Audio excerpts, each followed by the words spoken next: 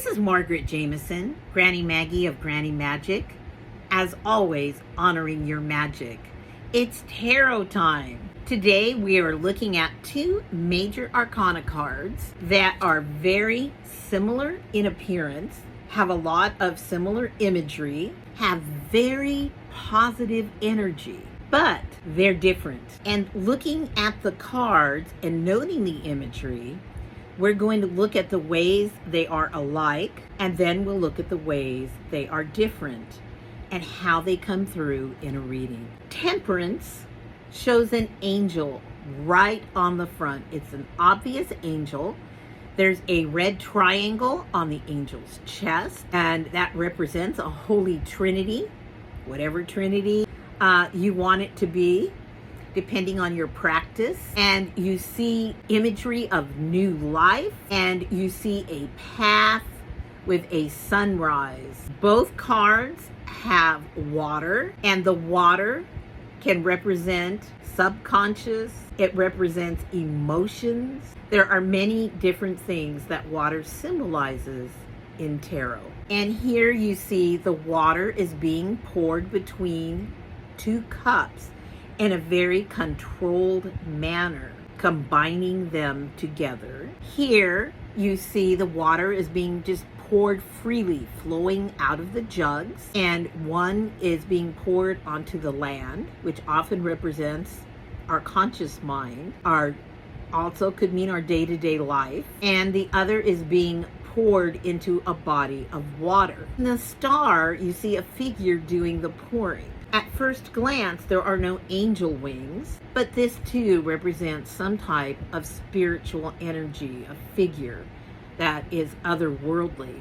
You'll see the foot resting atop the water, bringing to mind Jesus walking on the water. And there are 7 stars representing 7 chakras, and the large star representing spirit, holistic self. So there's a lot of spirituality embedded in this card, even though there isn't an angel figure. So they're very similar. The differences are Temperance comes first, and Temperance aligns with the zodiac or astrological sign of Sagittarius. And it's about seeking higher wisdom. It's about truth. It's about optimism. Those are all positive things. But it's also about a kind of transcendence. The cups represent dualities. We have spiritual life, we have our material life.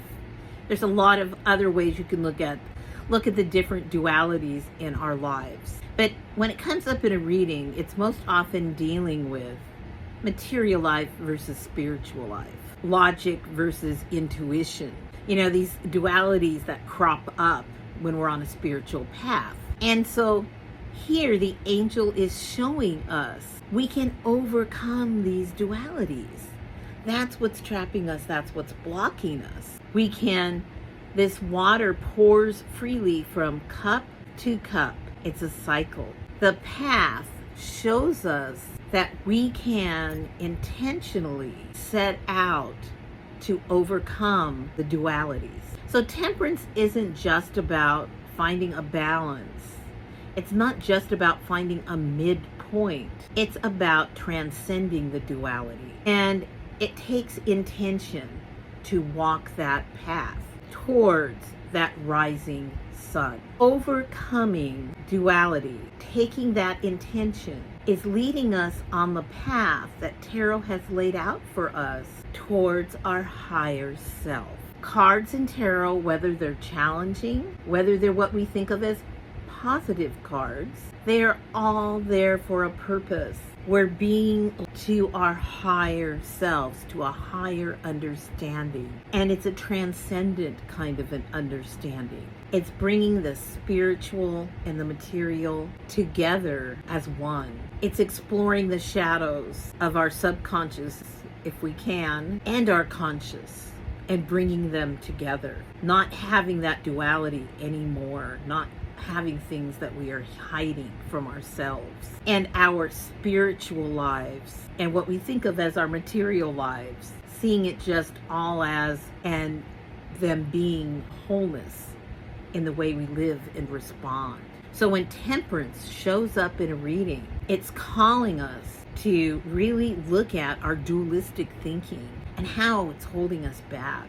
What's keeping us enmeshed in What's keeping us enmeshed in dualistic thinking? How do we overcome that? You know, a lot of times the material life seems so separate from the spiritual. And I've met people who seem like two different beings because they see them as two separate realms. And as hard as they want, they never quite reach the joy and abundance they want in their material life because it's just not aligned with their authentic selves and their spiritual selves. And at the same time, they have blocks in their spiritual lives moving forward because it's not integrated. This card calls us to intentionally, purposefully, consciously integrate those dualities and move past them in a type of transcendence in our life, aligning ourselves with our higher selves. That higher self is there. We're just not completely aligned with it.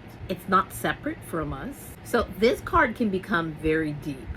But in a reading, it's really calling to someone to see beyond the dualities in a situation and to intentionally look for a wholeness, a transcendent wholeness that is currently escaping them. It's calling them to go deeper, and it's reassuring them you have spiritual help on the other side to do this work. Don't shirk it. Move forward. Now, in contrast, the star appears after the Tower card, which is a card that tends to bring us in great shock to our knees. It shakes loose those vestiges of ego and identity we're holding on. After that card comes the Star, a card of optimism and hope and healing. Because here we see an integration of body and spirit when it alludes to the chakras. We see the water flowing freely on both parts of ourselves and our world. There's no striving. There's no intense focus. There's a flow. There's no path with a sunrise at the end. There's just life. It's just here. And seeing this card brings hope, optimism, healing. Those are the key words of the star. It's aligned with the astrological sign Aquarius, which is very futuristic, visionary, and intelligent. Intelligence in the form of wholeness. We're here that transcendence has occurred. The Tower has shaken loose the last of the dualities, the last of our clinging to our stories of separateness. And the spiritual and material lives are merging. It's all life. And so when a person gets this card, often they've been through something pretty traumatic. And this card restores them to faith. The universe does have a plan. We are on a path to aligning with that higher self. Take a deep breath when you see the Star card appear in a reading. There's a healing. There's an integration taking place. So, as I said, similarities and differences, but they're intrinsically linked. One comes before the other, and it's a little bit of a journey to get here. There's always challenges, but tarot promises us we come out the other side whole and healed and optimistic and joyful, because these are profound cards, and both cards, they have promises. They're very positive, and they're a big part of your journey forward in whatever question you've asked tarot. Because remember, the energy always relates back to the area that you've asked and inquired about when you laid your cards. Although we know no one part of anybody's life is separate from the other parts, so it spills over. But always remember to relate it specifically back to the question that you asked. Many blessings.